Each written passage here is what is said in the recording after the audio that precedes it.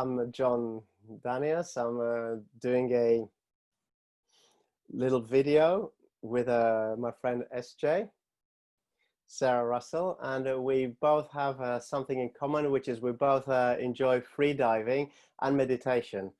And we found that there is a very, very interesting overlap between those. And that's why actually I asked Sarah if she was up for us having a conversation. Freediving to me is obviously breath holding underwater, and I practice both depth diving, so where I hold my breath and descend underwater in the ocean or in a quarry, and I also practice dynamic diving, so that's where you hold your breath and you kind of do laps in a pool, and I would say that for me freediving in the pool is more my sport. So it's something I practice regularly, that I train for in order to progress. And I do that for competitions. And I would say depth diving in the ocean or the quarry is what I do as more my hobby for fun with friends. I don't actively seek out competitions for that. So I just do it when I have some spare time. And the reason being is just, I find the whole ritual of freediving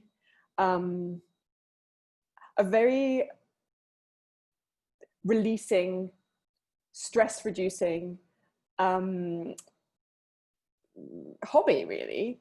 The reason being is, I mean, for example, in depth, the whole process of putting on your wetsuit, being with your friends, finning out, getting on the buoy, clipping in, doing your breaths, and then practicing your dives. You're just in that moment. You're completely 100% in the present, having fun with your friends, playing around in the water. Obviously, holding your breath also adds another level of kind of meditative practice. But for me, it's more just a ritual of being in the moment. And I absolutely love it for that. It really brings me a lot of peace and helps me reduce my stress after kind of working as my predominant job, which is in copywriting and marketing, running my own business. And then freediving in the pool, as I said, is more my sport.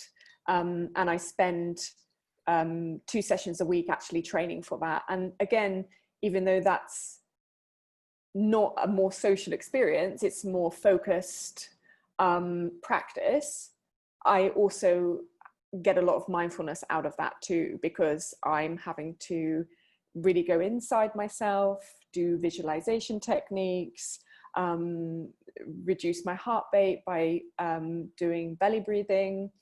And when I'm swimming for long distances underwater, there's no space for other things in my life. All there is me and the water and that moment. And my ability to quiet any discomfort that comes up in my body. So it's a ritual that just brings me back to myself and helps me quiet anything else that's going on in my life. And by the sound of it, at least, you know, with the little experience that I have, seems that one can access the present moment experience relatively easily. Maybe easily is not the right word, but what I'm trying to get is, I feel like a lot of people that get into meditating, including me, you know, one of the desires is to become more in tune with the present moment. But within day-to-day life, it's walking around, whatever, being an officer, even sitting down and meditating. Sometimes I find it quite difficult to access the present moment, while free diving, like say, you know, whether in a pool or in the water, it seems to be almost like I don't know if the word is easier, but do you know what I'm trying to get at? That I do, and in many ways it is easier, because prior to freediving, a friend of mine had actually recommended doing a mindfulness course to me, because my life was quite stressful, or I wouldn't say my life was any more stressful than anyone else necessarily, but I dealt with stress not very well. So she's recommended a mindful course, and obviously I'd known about meditation, but the act of just sitting on a mat and bringing awareness to myself and focusing on my breathing and trying to like quiet those voices, I'd never worked. It just made me feel worse and uncomfortable and kind of like I wasn't doing it right. And then obviously you get more internal chatter going on. But through freediving, I found like an active way to access that quiet state. So by the fact that I'm having to focus on something that requires me to be calm, it's like those techniques of meditation and mindfulness just come more naturally, and it is almost like a easier objective at the end of it, you know. So it's like, if I calm myself down, if I quiet my breathing and zone everything else out, I'm going to have a lovely dive. You know, like the dive is the reward for the work. Yeah, and also it's seems that you have that one has real time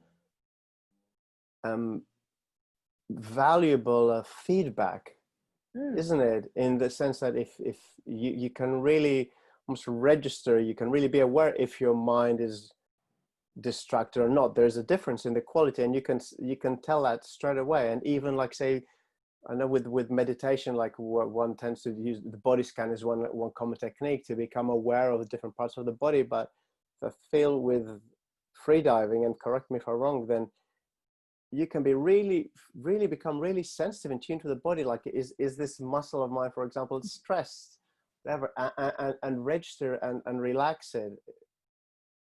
100%. It's really, really true. I think you're right. There's this immediate feedback loop.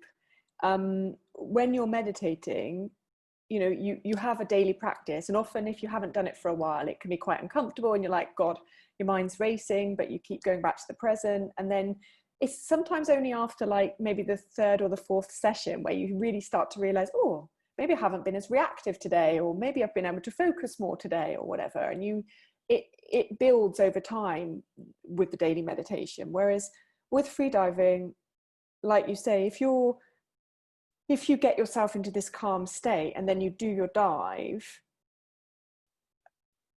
I myself anyway, this might not be everybody, but I can tell, you know, during my dynamic, as you say, whether I'm holding tension here and then I can just relax it, or I'm holding tension in my stomach and then I relax it, or maybe it's like where my arms are or my legs are. I have a greater awareness of what my body is doing in that state of relaxation, for sure.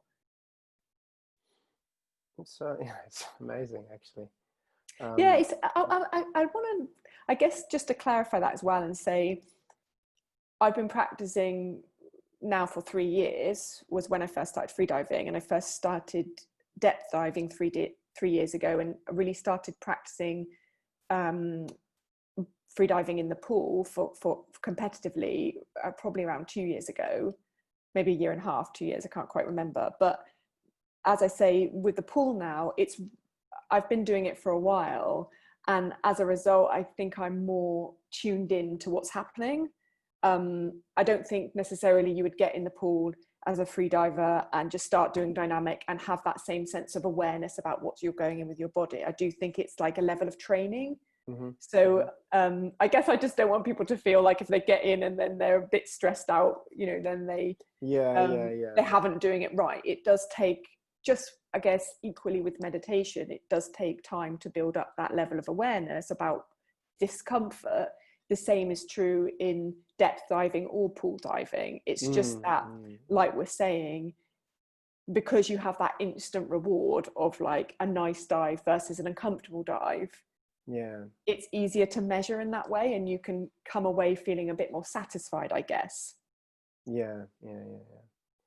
I find it very fascinating. You know, you said about a nice dive and a good dive, and a big part in my mind plays on the point when the desire to breathe arises, and there is I feel like there's an amazing interplay between thoughts and emotions, and it happens really quickly. Like there's an element of fear, of discomfort, then maybe an aversion to the discomfort, which amplifies it, and then there's a possibility that somehow with a mind that we can calm it down, almost embrace it and soften it, and breathe longer. And I feel like, say, this relationship between fear and aversion and the interplay is almost like a small microplay of life. Absolutely. Yeah. And so I found it really, really amazing that one is able to, and obviously, with you, because you practice a lot, that this thing arises, which is almost so also so raw, this desire to breathe, and yet we're able to play with it.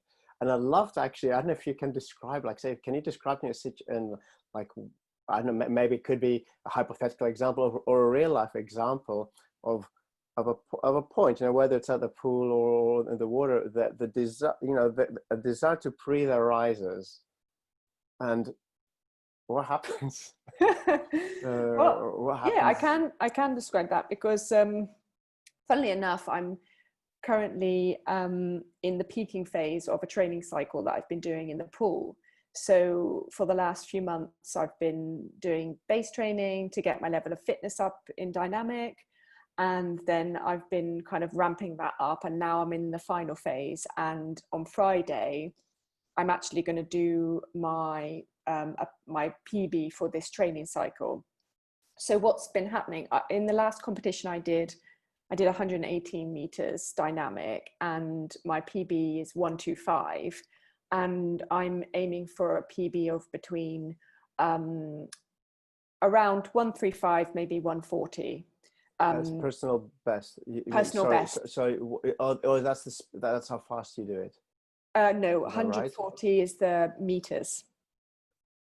140 meters. Yeah. So my previous personal best was 125.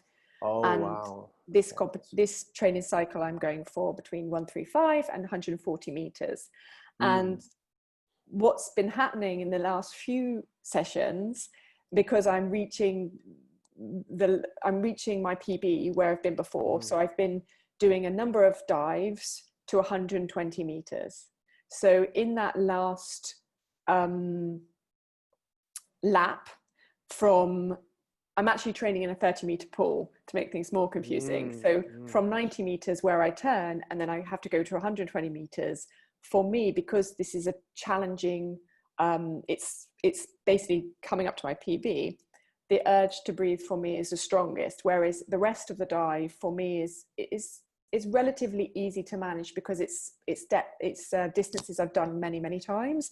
So I can control my thoughts. I know what sensations are happening in my body. Whereas this, as you get closer to your PB, new sensations are coming up, because your body is aware, oh, we haven't done this before, and what's going to happen, and are you ready for this? And there's all these things that are happening inside you emotionally, and then which is also triggering you physically. Now, interesting that you talked about the emotional side of things, because physically, I know, and I have a coach, my boyfriend, who's a brilliant freediving coach, Nathan Vinsky, freediver, if anyone wants to check him out. He has done this training plan with me, so I know physically I've prepared for this distance. I have no signs of hypoxia. My dives are more than clean, so I'm ready to go beyond 120. But emotionally, it's a very, I guess I have more fear around it, because it's unknown. So what happens is I get this sensation in my body which comes up, and it's kind of, I guess, like a little bit of a kind of, not I wouldn't say burning, but in my chest and my stomach, I feel this kind of constricting. And emotionally, I'm like, okay, all those mindsets come up, like, you need to come up, it's time to come up, you can't go any further. But then I just have to coach myself in that moment in the water and say, your body is ready for this. You've prepared for this. Relax your stomach, relax your chest. You can do this. Get ready for the turn.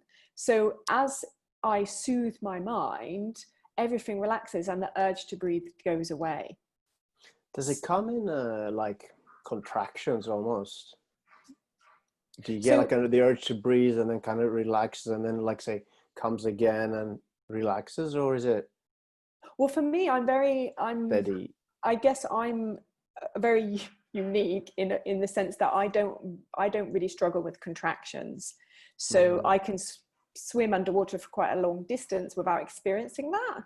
So Mm. for me, my urge to breathe comes with a kind of, I would say, a micro contraction. So I feel Mm-hmm. this sense of like, Mm.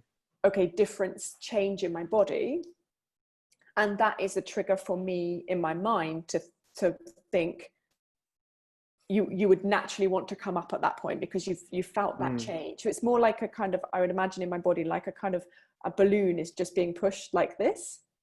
Mm-hmm. And I Mm. kind of feel this sensation, which triggers maybe my heart rate to increase a bit and my mind to go alert. And it's in that moment that I have the opportunity to either give over to that and say, right, that's it, I'm coming up, or I have the opportunity to say, you're okay, you've got this. This is the feeling of your body changing. This is the feeling of your body being challenged.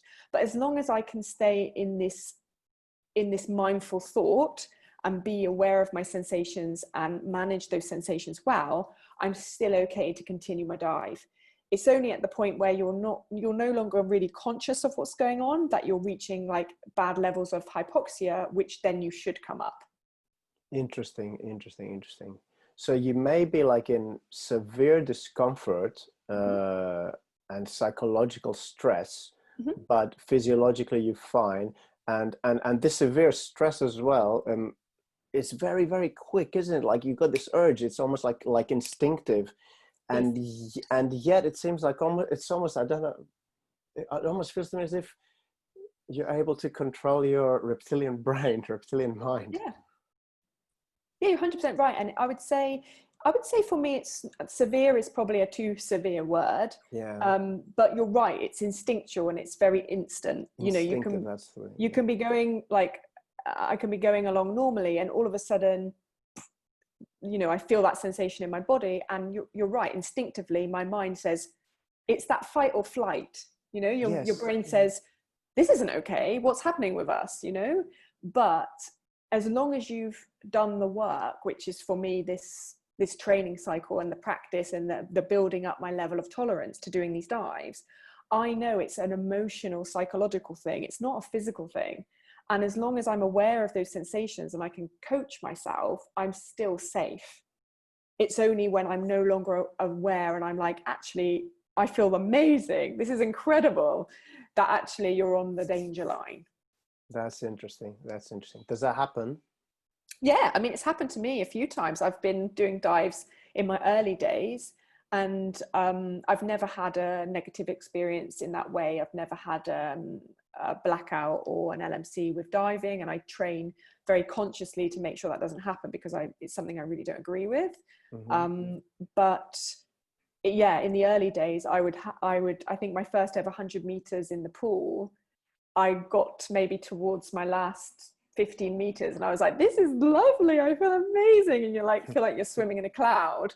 And then I Mm-hmm. came up, and my boyfriend who was coaching me was like, breathe, breathe, breathe, because my level of hypoxia was a bit too high, Mm. which meant I was still in control, but I was maybe more blue, because my brain wasn't being oxygenated enough.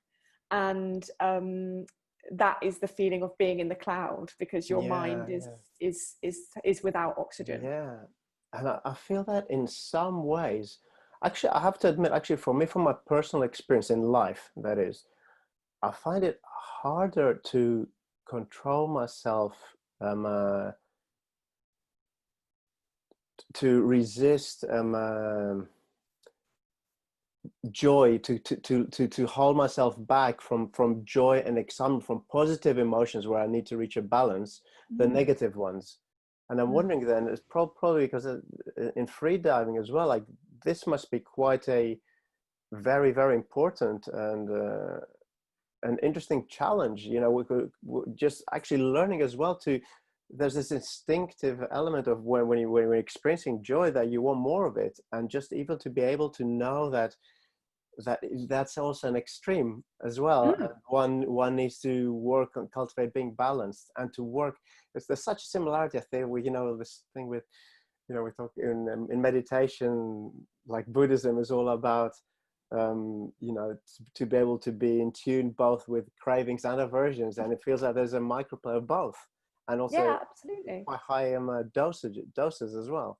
Yeah, and interestingly, when we were talking earlier, and for me, there's been a lot of parallels with mastering my fear underwater has enabled me to master my fears in life. And they've worked in synergy with each other. Like each time I've unlocked a next level in my life. Because it really, funny enough, I think I wrote about this somewhere, and I'll try and share it with you. But I realized I had a bit of a fear of success. And in that every time I reached a level of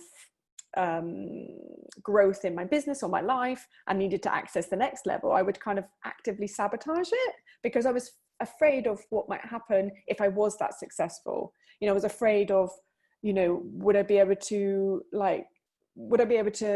deliver on the goods? Would I let people down? What would people think of me? Etc., etc. So I would almost actively hold myself back. And I found the only way I actually realized I was doing that was because I was doing that in freediving. I was doing that in my depth diving. And of course, in all these things, there's a level of training that goes into it. And I wasn't applying certain training principles in my depth diving. And when I started doing that, I did progress. And similarly, I needed to have those life tools as well. But going back to the fear element, because I realized that my capabilities in freediving are like, I'm nowhere near my end capabilities with freediving. You know, people think that it's impossible to hold your breath underwater. Most people can barely put their head underwater and hold their breath for 30 seconds. You know, and here I am swimming, you know, plus 100 meters very contently and enjoying it. And now I'm going beyond that and pushing myself further and searching for, you know, the expansion of limitations. And as I do that, I realize like there's so much within us that we are capable of, but we don't tap into that because our conditioning and our what we perceive as possible is limited by where we have grown up, what we've seen, who's around us. And sometimes our discomfort in ourselves is born from a fear, from wanting to break out of that and fulfill our potential, but not knowing if it's possible and not knowing what will happen if we do. But through freediving and consistently breaking my own personal bests, I've realized there are no limitations. Like our only limitations come from ourselves. Does that make sense? 100%, absolutely 100%. Because you like your previous record is 118. Is that what you said? My previous personal best in competition was 118. 118. So I suppose that at that time you felt like you knew that 140 was impossible. I don't know if I'm saying this rightly. Your reality was that, you know, you're a person that, you know, S.J. Russell is going to get to 118, and you know, you could not even imagine that. And so you're experiencing this, and it's an experiential. It seems to me that you're experiencing that the boundary of your limitations, you're regularly experiencing of movement of your boundary of a limitation. And if you experience that in whatever it is, you know, I feel that you're actually having that experience. So it doesn't really matter so much it's not limited to just what the element that you've achieved. It's because yeah.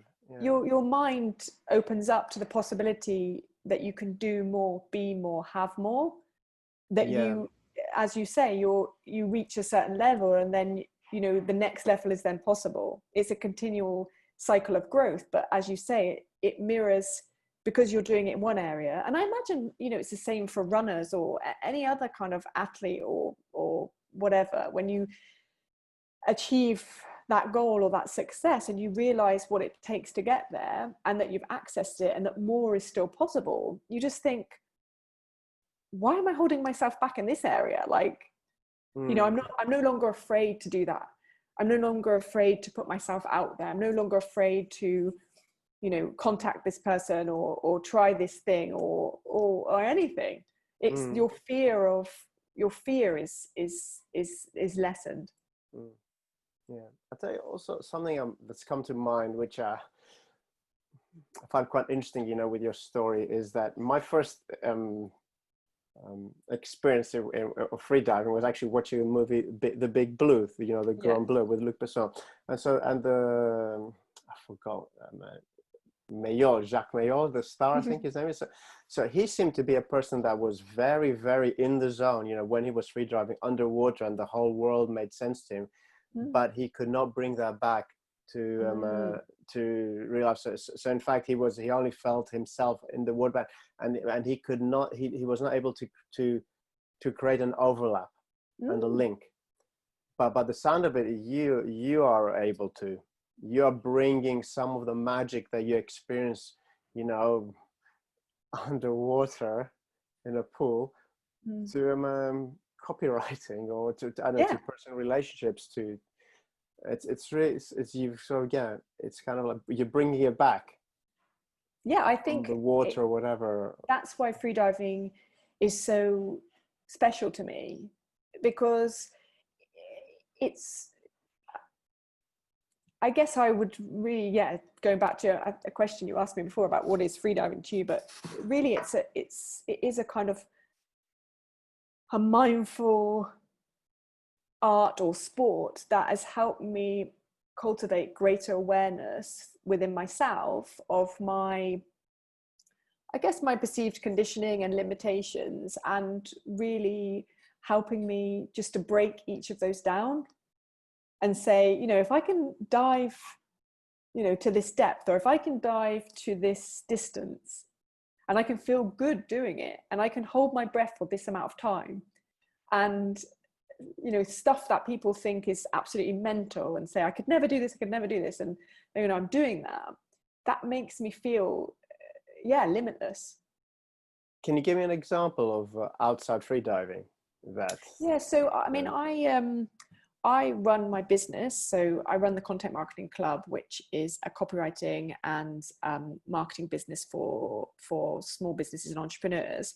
And within that, there's lots that go into it. You know, I'm delivering content for businesses, but I'm also cultivating that business. So I have to put myself out there. I have to reach people. I have to overcome my negative mindset around maybe not being good enough, or you know, why would somebody want to work with me? Why would my writing be good enough? You know, there's all these things that go on in your mind that limit your potential.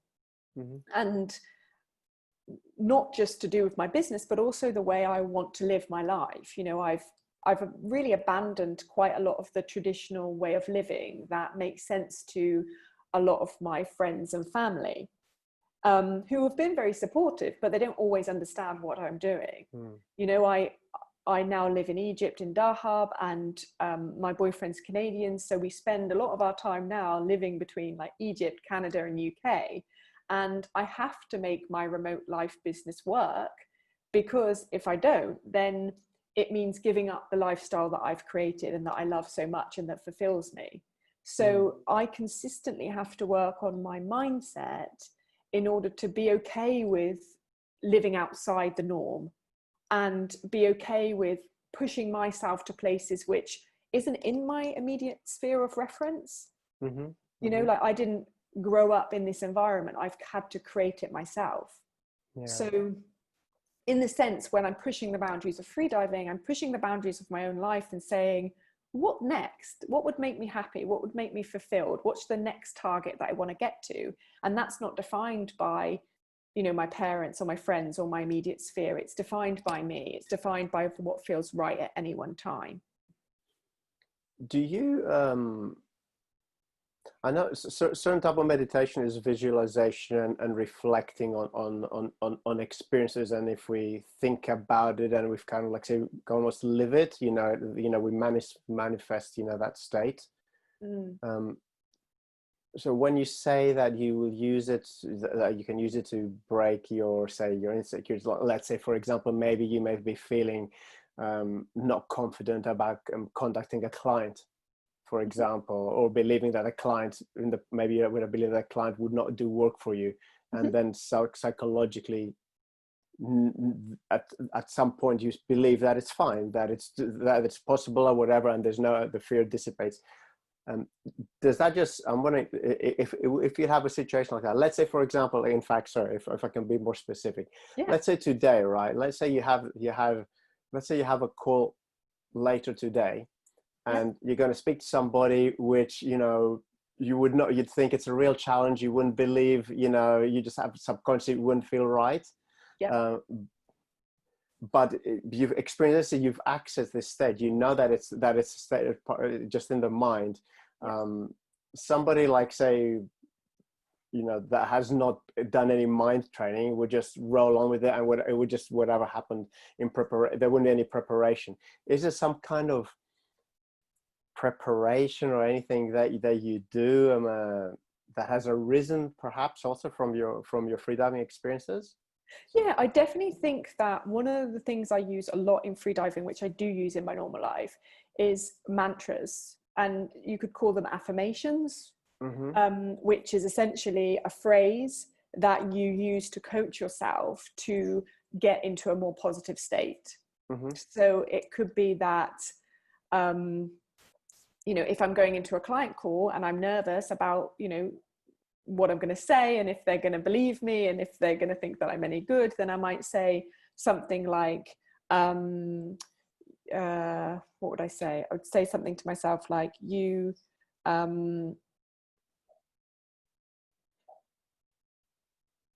incredibly resourceful, and no matter what they say to you, you will have an answer. You always have an answer. So I give myself I coach myself to know that I have the tools available for when I need it. So just like in freediving, when I'm traveling along this distance and I feel this feeling in my body, I might say to myself, this is the feeling of your body changing. This is the feeling of your body releasing the oxygen that you need in order to dive for longer. So instead of panicking and saying, you're having this sensation, you need to get up, it's bringing awareness to myself and letting myself know that I believe in myself, that I know what's happening in myself. So I think mantras and affirmations are something that I use a lot. And it sounds to me as if there's a power in what you're doing. It's you making a thought into a belief. Yeah. That's pretty incredible, actually. Oh, thanks. Isn't it really, like thinking how much we could solve in life, if we could actually, because when you said the mantra, it's not, I'm thinking you're not just saying, intellectually these clients will be fine. You through this practice, your meditative practice, your freediving practice, you're manifesting it. Yeah, and to some extent, to a certain extent, which is pretty. You know what? I actually have a really good example that I can give you, which is even better than this. Is something we've been doing with friends recently is ice baths. Like Wim Hof kind of thing. Like Wim Hof, yeah. And I've been really interested in Wim Hof for a while, but I haven't actually gone through his program. But last year, this is a bit of a side note, but last year I renovated a camper van with my boyfriend, and after we were done, we went in the UK to a beach location in Devon, and it was like the beginning of March. It was freezing cold, and we did have a shower board, but we're trying to limit our on-water resources, so we were taking kind of baths in the sea, and you can imagine how cold it was. But I went through this process with my boyfriend where we were in the sea and we were just like, we're not cold, it's not cold, we're warm, we're hot, we can feel the fire inside of us. And actually we managed to feel warm. So interestingly, from that, I kind of managed to realize, wow, I can actually even like implant in my brain a sense of warmness in my body in a very cold environment. And this year, we, like as I said, we've been doing these ice baths, and the first one we did, which was about, I don't know, maybe 6 weeks ago, it was this huge kind of water container in my friend's garden, and they piled loads and loads of ice in, and I think I was like one of the third people in. And I actually fractured my back last year, so I very often get a lot of pain in my back, and I was really looking forward to just having a numbness of my pain. So I just got in the ice bath, and I kind of got over the edge, sat in the ice bath straight down, and I sat down and I felt the cold rush over me, and I said, this is the feeling of your body being healed. This is the feeling of your body finding some peace. You're warm, you feel good. And I said these things in my mind, and everyone was watching me, and they were like, you seem fine. And I actually felt euphoric in there. And I was in there for 8 minutes. And I can honestly tell you that I didn't feel cold. I didn't feel uncomfortable. I felt really happy, and I felt very content. And as you said, what I did is I coached myself to have a different truth about that situation. Yeah. And everyone else that went in, you could watch them going into it with a level of fear. They were scared they were going to be cold. Yeah. They immediately felt uncomfortable. They said their hands were hurting, their legs were hurting, they were shaking, because their brain had already gone into it with a fear and a discomfort, and then they just lived that. Yeah. And then interestingly, that was 6 weeks ago, and then we did another one a few weeks ago, and I stayed in for 10 minutes. And the first time I did the 8-minute dive, I got out, and within a few minutes I was shaking, and I told everyone that was also, I said, we've got to warm ourselves up quickly. And I started doing kind of Wim Hof methods that I'd seen, and I managed to calm my body's response quite quickly. I was in control of that, where those other people were reacting and they were shivering for a long time. This time when I did it, I stayed in for 10 minutes, same level of coaching, immediately got out. I didn't have any level of shaking. So you were holding your breath?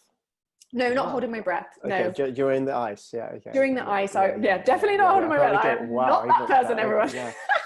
No, I went in, I was in for 10 minutes. But what was interesting to me is just within quite a short time, my body had been conditioned by my mind to realize that I was 100% okay, and it was something to enjoy, because like I said, I got out of the ice bath and I had no level of shaking. And so physiologically, your body is operating differently as a result of that. Yeah. So I had created that change in my body, and that blew my mind. Yeah, it's amazing. It's amazing. And I think this manifesting, turning a thought into a belief is something so powerful. I've only thought about it actually during our talk now, and I feel and how amazing it is to be able to have some grounds to practice doing this where there is feedback. Yeah. And so freediving, ice baths is a place where there's real life feedback. And if we can almost all find our own ways of manifesting, I'm thinking maybe it could be like, say, speaking, if somebody's afraid of speaking, speaking in public or doing Zoom calls or whatever, and they put themselves and they do it, there can also be live feedback there through practice. And if we can practice, using whatever techniques or meditation or whatever, but like say in our own ways, experimenting, and actually being able to get some feedback on it, how powerful. Very powerful. And I'd say if someone has got that fear of public speaking, it's finding something that isn't that necessarily that thing to begin with. It's something different. Like for me, it was freediving. Freediving helped me in a way that I wasn't immediately stressed about. It was an activity that kind of could sit, in a different, place, let's say, and that helped me cultivate some techniques, which then I could use because I realized they worked. But if I'd immediately tried to apply them to public speaking and I was scared of it, then I don't think it would have worked. But I think if somebody, for example, that's afraid of public speaking, and maybe they want to try, I don't know, horse riding. Mm-hmm. You know, and maybe if they can break down some of their fears and stuff around horse riding, then they'll be able to just all of a sudden say, do you know what, it's not as scary now to sit on a Zoom call because I just did, like, you know, all these amazing jumps and I didn't kill myself. You know, it's not quite the same thing, but I think because I did it in a different way, now I use it and I experiment with it, and I like to think of it a bit like making magic. Yeah, You know, yeah, I yeah. just get really curious with, is this possible? Like with the ice dive, I was like, what's possible? You know, like if I continue to talk to myself in this way and believe these things and feel this way, like what else is possible to do? Yeah. You know, we, like I said, we become limitless, because if I can make myself hot when I'm cold, if I can hold my breath when you're not meant to hold your breath, you know, could I fly? Like there's all these things that your mind starts being blown to say anything is possible. Yeah. And I feel, I don't know if it's second nature to you, or you've cultivated this, that you don't have this association that I mentioned that Jack Mayall had, you know, in this the Big Blue, which to me was I feel, my interpretation was that he felt that it was the external environment, it was the external situation that created that. While from what I'm hearing from you is that it's the internal dynamics. It's all internal. The other stuff, you know, are stimuli, you know, they contribute to thoughts, to emotions, but it's all inside. And therefore, you know, the same way you've created it, you know, hold it with a breath hold, you've created it with the ice bath, and then you can also create that, you know, when it comes to you know, whatever, to copywriting, business or relationships or whatever. It's internal. And because it's internal, then it's always there. Yeah, you're right. And that is the principle of mindfulness, really. Yeah. You know, it's being able to tune into yourself and know what you need and balance that all the time. And I would say one of the reasons why, you know, I spent all of my 20s being really stressed out was because I had no gauge internally of what I needed. I would always externalize everything. It was always like, okay, what's the next thing? And I'd be reactive, and I'd be like, you know, this person needs me to do something and I must do that, and I must live like this, and I must, you know, be seen in a certain way. And it was all very external. And the minute I took everything back inside, which was exponentially increased because of freediving, but once I took everything back inside and listened to myself, I have been able to play with everything, you know, and I regularly now practice like what I would call is daily energy work. So I easily burn out of my energy day by day because I would fill it with too many things. I would think about too many things. And I have created much greater space in my day for myself to rest. Not necessarily just, you know, lay around, but active rest like gardening or crafting or freediving or taking a walk with friends. Because when I create that space for myself, I have been better able to be focused and achieve more with work. So, you know, I might only be working a few hours a day, but those few hours are as high quality as, you know, maybe 4 or 5 hours. Very interesting. Very interesting. So understanding my own energy makeup and knowing why I get stressed and what contributes to that and how much rest I need, by being more mindful of who I am, I've been able to design my life much better. That means I'm getting more joy and fulfillment and every day. And as a result, funnily enough, you know, my income has rocketed. How paradoxical and how great.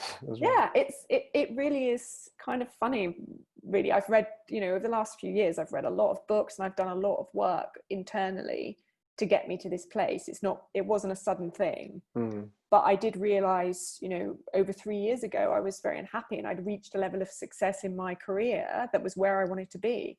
You know, I had everything that I wanted and I'd been driving for, and I was really unhappy and I was really stressed a lot of the time. And I decided at that point I wanted to change things and set off on this journey and started traveling. And then that opened my eyes and I met, you know, my boyfriend, and I started freediving, and it changed everything about my life. And I've been on this transformational journey to say, what do I want my life to be, and how do I cultivate my mindset and my, you know, physical reality to do that. And it is a process, but it is possible. And the more you go down this route, the more, I said, you know, life becomes limitless, and you realize how actually it's just a game. You know, it becomes a game. It's like, if I tweak this, what happens? And you're like, it's exciting. How cool, how cool. Oh, thank you. You're welcome. Is there anything you'd like to say that I haven't asked you, and you've got in No, mind? it's been amazing, actually, because, you know, it's rare. I guess I haven't really voiced a lot of this. You know, I might voice it, you know, bits of this story to people, but the actual, I guess what's been fascinating to me, even just talking to you like this, is learning how freediving has helped me transform, really. You know, it's not till I'm verbalizing it here that I'm like, wow, yeah, a lot of these tools that I've been doing like have helped me get to where I am, and I'm really grateful for that. And all I can do is just say to other people, just, yeah, find your freediving. I think I wrote in one article, you know, find a Yes, that way was the to, one. Yeah, sorry, yeah. I interrupted. That was the one. Yeah, you said find your freediving, find your own freediving. Yeah, Yeah, it doesn't yeah, have to be yeah. freediving, but find something where you can connect to it and you feel at peace doing it, and it brings you joy, because through that you'll access a part of yourself that you'll be able to translate over and bring abundance to other areas of your life too. So just, if you're in, you know, if anyone's watching this, or, you know, you tell anybody about this, it's about just opening up your world. Maybe something that you've thought about doing that you're interested in and thought, no, I couldn't possibly do that. Just do it. See what happens when you do it, because you might surprise yourself where your life will go as a result.